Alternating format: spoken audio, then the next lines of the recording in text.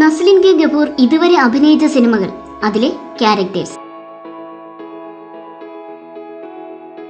2019 മധുരരാജയിൽ junior ആർട്ടിസ്റ്റായി തുടക്കം കുറിച്ചു.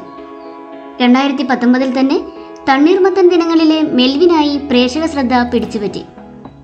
2020 വരനെ ആവശ്യമുണ്ട് എന്ന ചിത്രത്തിൽ യങ് വിവേഷ് ആയിരുന്നു നസ്ലിന്റെ കരിയറിലെ മൂന്നാമത്തെ കഥാപാത്രം. കുരുതിയിലെ റസൂലും ഹോമിലെ ചാൾസ് ഒളിവർ ട്വിസ്റ്റും കേശു ഈ വീടിന്റെ നാഥനിലെ ഉമേഷും 2021 മോളിവുഡിലെ 3 വൻ ഹിറ്റ് സിനിമകളിലെ ശ്രദ്ധേയ കഥാപാത്രങ്ങളായിരുന്നു.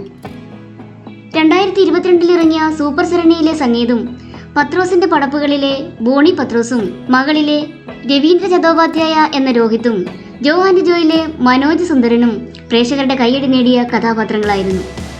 2023 5 സിനിമകളിലാണ് നസ്ലിൻ അഭിനയിച്ചത്. പൂവൻ, അയൽവാസിയിലെ പാച്ചുവും അത്ഭുത വിളക്കിലെ അശ്വിന്റെ ചേട്ടനായും, നെയ്മറിലെ ഷിൻഡോ ചാക്കോയും,